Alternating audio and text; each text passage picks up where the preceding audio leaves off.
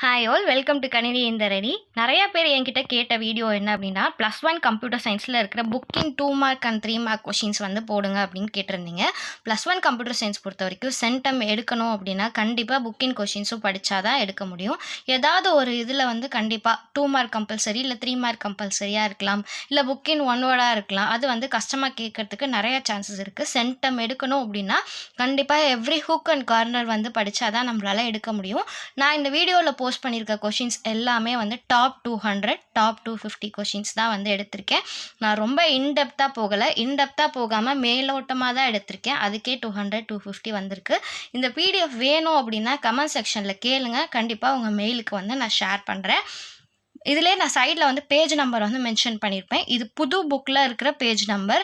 ஏன்னா நிறைய கைடில் வந்து நிறைய கொஷின்ஸ் இருக்குது, அது எல்லாத்தையும் எங்களால் கான்சென்ட்ரேட் பண்ணி படிக்க முடியல அப்படின்னு நிறைய பேர் சொல்கிறதுனால நானே வந்து இது ரெடி பண்ணி பப்ளிஷ் பண்ணியிருக்கேன்.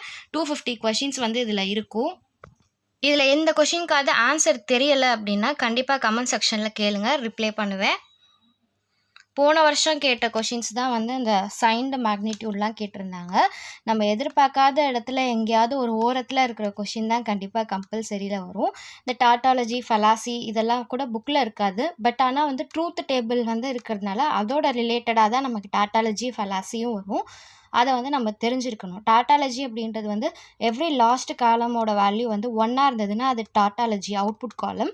ஃபெலாசி அப்படின்றது அவுட்புட் காலம் 0 இருந்துச்சுன்னா அது ஃபெலாசி. பூலியன் அல்ஜிப்ராவோட தியரம் வந்து ரொம்ப கஷ்டமாக இருக்குன்னு நிறைய பேர் வந்து படிக்காமல் விட்டுருவீங்க. அந்த லாஸ் எல்லாத்தையுமே நீங்கள் சால்வ் பண்ணி படித்தாதான் கண்டிப்பாக பூலியன் அல்ஜிப்ரா கொஷின்ஸ் வந்து ஆன்சர் பண்ண முடியும். ஆஸ்கி வேல்யூமே பார்த்தீங்கன்னா பெரிய டேபிளாக ஒன்று வந்து நம்ம புக்கில் கொடுத்துருப்பாங்க. அது நிறையா பேர் ஸ்கிப் பண்ணிட்டு தான் போவீங்க. அந்த ஆஸ்கி வேல்யூ ரிலேட்டடாக கண்டிப்பாக 1 வேர்ட் வந்து கண்டிப்பாக கேட்பாங்க. லெசன் 3 பொறுத்த வரைக்கும் எல்லாரும் ஸ்கிப் பண்ணுற கொஷினே என்ன அப்படின்னு பார்த்தீங்கன்னா எம்டிஆர் எம்ஏஆர். இது தான் ரொம்ப கஷ்டமாக இருக்குதுன்னு ஸ்கிப் பண்ணுவீங்க. ஸோ எம்டிஆர் எம்ஏஆர்னால் என்னென்னாவது தெரிஞ்சு வச்சுட்டு படிங்க. அப்புறம் யூனி டைரக்ஷனல் பை டைரக்ஷன் இது வந்து ஐ திங்க் ஸோ கிளாசரியில் இருக்கும், அதையும் படிங்க. சிங்கிள் லேயர் டிஸ்க்னா என்ன, டபுள் லேயர் டிஸ்க்னா என்ன, அப்புறம் லேண்டு பிட்ஸ் இதெல்லாம் படிங்க. 4th லெசன் பொறுத்த வரைக்கும் இவ்வளோ தான் இம்பார்ட்டன்ட். 5th லெசன்லேயும் அவ்வளோ இம்பார்ட்டண்ட் இருக்காது, கிளாசரியில் இருக்கிறதெல்லாம் படிங்க. 6th லெசனில் வந்து நிறையா பேர் ஸ்கிப் பண்ணுற லெசனே 11th கம்ப்யூட்டர் சயின்ஸில் 6, 7, 8 இது 3 தான் ஸ்கிப் பண்ணுவீங்க கஷ்டமாக இருக்குது அப்படின்னு. 6th லெசன்லேயும் நிறைய புக்கின் 2 மார்க்ஸ் அண்ட் 3 மார்க்ஸ் இருக்குது, ஸ்கிப் பண்ணாமல் படிங்க. பேஜ் நம்பர் மென்ஷன் பண்ணியிருக்கேன். 7th லெசன் பொறுத்த வரைக்கும் அந்த கேஸ் அனாலிசிஸ்ன்ற கொஷின் வந்து ரொம்ப இம்பார்ட்டன்ட். அதே மாதிரி composition, decomposition, statement, refinement, pseudo code இது எல்லாமே வந்து இம்பார்ட்டன்ட். அப்புறம் ஃப்ளோ சார்ட்ஸில் என்ன மாதிரிலாம் சிம்பிள்ஸ் யூஸ் பண்ணுவோம் அப்படின்றது இம்பார்ட்டன்ட். லெசன் 8 பொறுத்த வரைக்கும் ரொம்ப சின்ன லெசன், அதில் வந்து அவ்வளோவா எதுவும் இம்பார்ட்டன்ட் கிடையாது.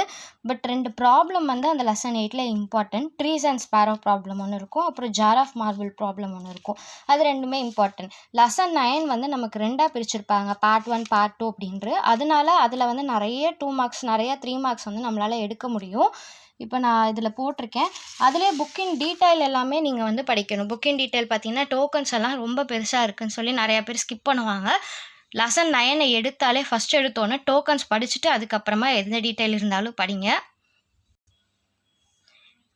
இந்த எக்ஸ்போனன்ட் ஃபார்மோட பார்ட்ஸ் எல்லாம் நிறைய பேர் படிக்க மாட்டாங்க, அதனால தான் நான் கரெக்டாக எடுத்து மென்ஷன் பண்ணி எழுதியிருக்கேன். டெர்னரி ஆப்ரேட்டரும் அதே மாதிரி தான்.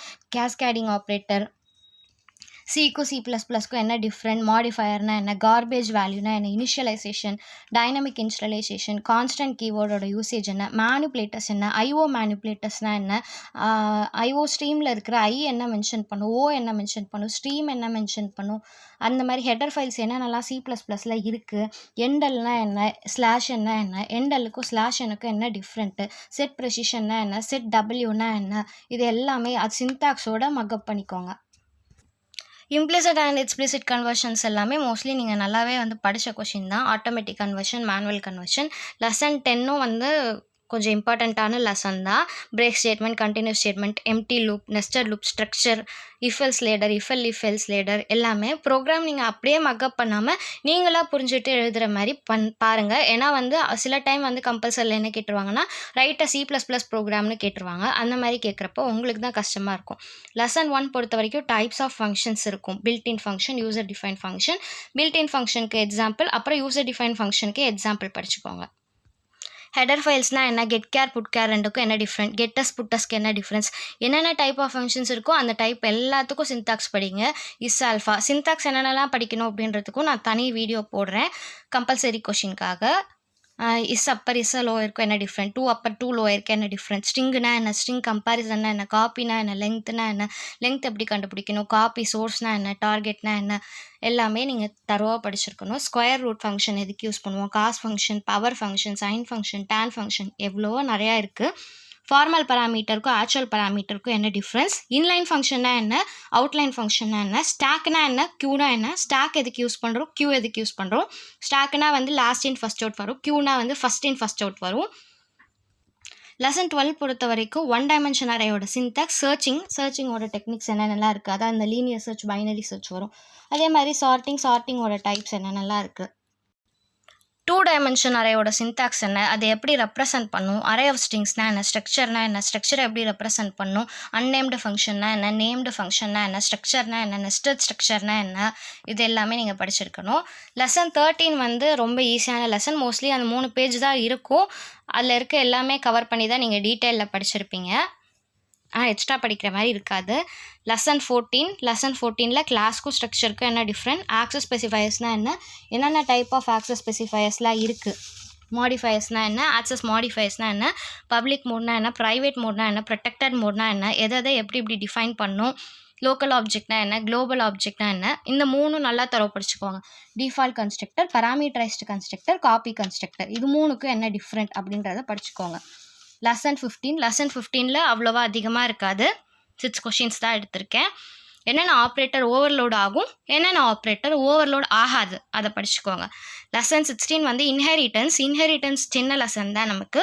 ஸோ இன்ஹெரிட்டன்ஸில் நான் 5 கொஷின்ஸ் தான் போட்டிருக்கேன். இதில் வந்து ஓவர் ரைடிங்க்கும் ஓவர்லோடிங்க்கும் என்ன டிஃப்ரெண்ட், எதுக்கு வந்து எந்த கிளாஸ் மெம்பருக்கு ஹையஸ்ட் ப்ரையாரிட்டி, எந்த கிளாஸ் மெம்பருக்கு லோயஸ்ட் ப்ரையாரிட்டி, அது படிங்க. சூப்பர் கிளாஸ்னால் என்ன, சப் கிளாஸ்னால் என்ன, இந்த 2 கிளாஸில் எது பேஸ் கிளாஸ், எது டிரைவ்டு கிளாஸ். லெசன் 17 பொறுத்த வரைக்கும் சைபர் செக்யூரிட்டி லெசன். இதில் வந்து இவ்வளோதான் இருக்குது. இம்பார்ட்டண்ட்டான லெசன் இது, ஈஸியான லெசனும். இது எல்லாமே உங்களுக்கு தெரிஞ்சிருக்கும். தாஸ் அட்டாக் மேபி தெரிஞ்சிருக்காது, அப்புறம் ஸ்பூஃபிங்லாம் தெரிஞ்சிருக்கும்.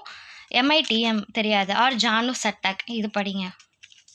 மேன் இன் த மிடில் அட்டாக்னு ஒன்று இருக்கும். ஃபிஷிங்னா என்ன, ஃபிஷிங் வித்தவுட் ட்ராப்பிங்னா என்ன. லெசன் 18 வந்து நமக்கு தமிழ் கம்ப்யூட்டிங். ஸோ தமிழ் கம்ப்யூட்டிங்லேயும் அவ்வளோவா இருக்காது, 9 கொஷின்ஸ் தான் நான் எடுத்திருக்கேன். பட் அந்த 17 18 ஸ்கிப் பண்ணாமல் நல்லா தரவாக படிச்சுக்கோங்க. இந்த PDF வேணும் அப்படின்னா கமெண்ட் செக்ஷனில் மறக்காமல் உங்கள் மெயில் ஐடியை கமெண்ட் பண்ணுங்கள். இந்த PDF வந்து நான் சென்ட் பண்ணுறேன். இதில் இருக்கிற கொஷின் ஏதாவது தெரியல, ஆன்சர் எங்கே இருக்குதுன்னு தெரியல அப்படின்னா கமெண்ட் செக்ஷன்லேயே அதையும் மறக்காமல் சொல்லுங்கள். இந்த மாதிரி வீடியோஸ் எது வேணும்னாலும் கமெண்ட் செக்ஷனில் கேளுங்க. அடுத்தடுத்த வீடியோவை நான் கண்டிப்பாக போடுறேன். நீங்கள் இப்போ தான் என் சேனலை ஃபஸ்ட் டைம் பார்க்குறீங்கன்னா சப்ஸ்கிரைப் பண்ணி பக்கத்தில் இருக்கிற பெல் ஐக்கான் ப்ரெஸ் பண்ணுங்கள். இந்த வீடியோ நிறையா பேர் உங்கள் ஃப்ரெண்ட்ஸ்க்கு ஷேர் பண்ணுங்கள். நிறையா பேர் சென்டம் எடுங்க. தேங்க்யூ ஃபார் வாட்சிங்.